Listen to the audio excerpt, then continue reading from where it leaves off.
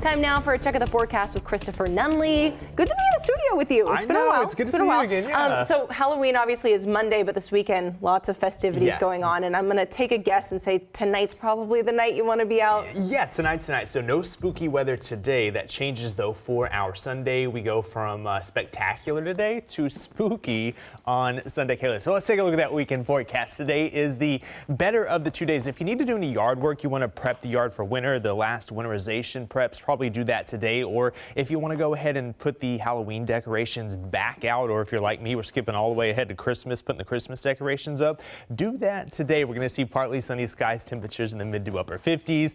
Sunday, a little bit spookier, just in time for Halloween. About 48 hours away, we're going to see those temperatures climb into the 50s. Rain showers increasing throughout the day. It's going to get a little bit breezy as well. Before you're heading out this morning, going to grab the cup of coffee, taking the dog out on a walk, you want to factor in a little bit of extra time for the morning commute. We have some fog, especially south of Seattle. So if you're heading out of Seattle, south down towards, say, Tacoma or Olympia, you're going to encounter some fog. Visibility down below half a mile. So again, just give yourself a little extra time on the morning commute. That will burn off late this morning. We're going to be left with partly sunny skies. Grab the light long sleeve as you step outside. Temperatures are seasonally cool in the 40s at this hour, and this afternoon we're going to climb to near average in the mid to upper 50s, so just maybe a degree or two warmer than what we saw yesterday. Partly sunny skies, comfortable winds remain light at about 5 to 10 miles per hour, and folks, today just continue to get shorter and shorter. That sunset now earlier than 6 p.m. Partly sunny skies due to this area of high pressure, a very weak area of high pressure that's building in.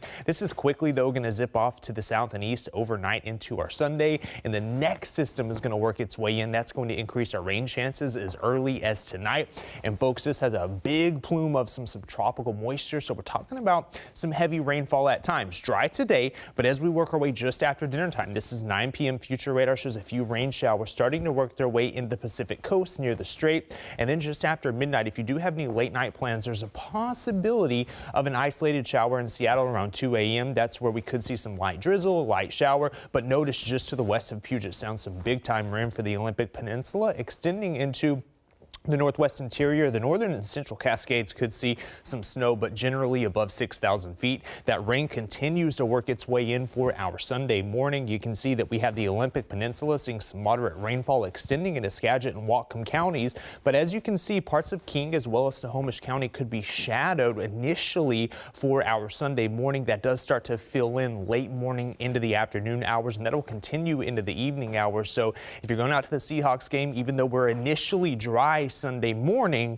that rain will start to fill in. It's going to be wet and breezy for the game. We hold on to that rain throughout the overnight hours Sunday into Monday morning.